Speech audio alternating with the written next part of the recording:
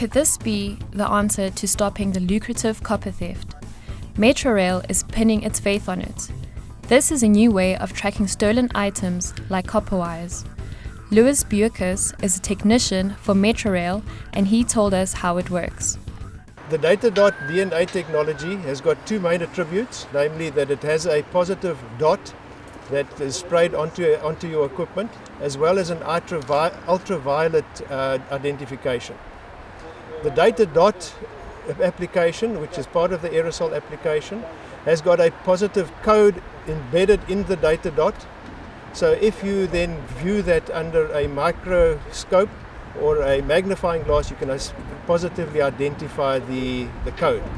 In 2010, the company estimates cable theft amounted to 9 million rand in the Western Cape province alone.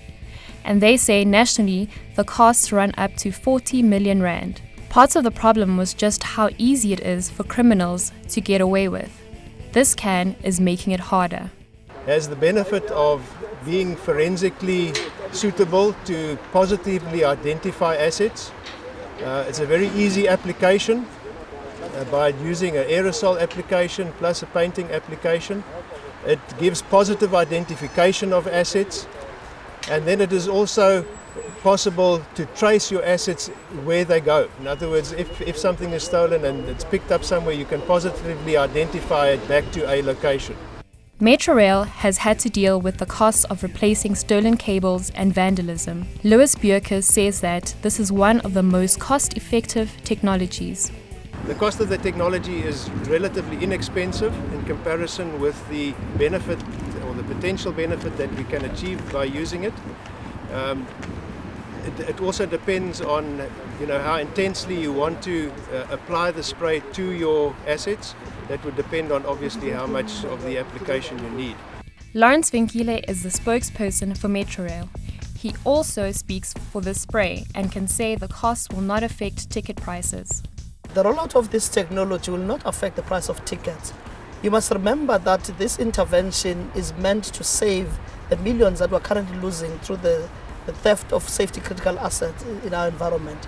If this technology helps us save that 40 million direct cost I was referring to, it therefore means that we realize savings which we then will invest back into the system. So it means therefore the rollout of this technology will actually be to the benefit of our commuters, in that it will definitely not result in higher ticket prices. But can this little spray be the end to the lucrative copper trade?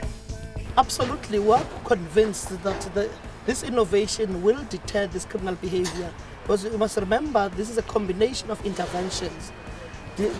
Besides the data dot technology, there's also the reinforced casings that protect the assets themselves. Some commentators have called cable theft an act of treason and economic sabotage. They all call to government to take tougher measures. Working with the NPA, working with the police, we're able to get to a point where the penalties meted out by the courts are commensurate with the impact that the theft of these wires are, and we therefore refer to it as economic sabotage. It still remains to be seen whether this can indeed be the solution. For now, it's the hope of an industry.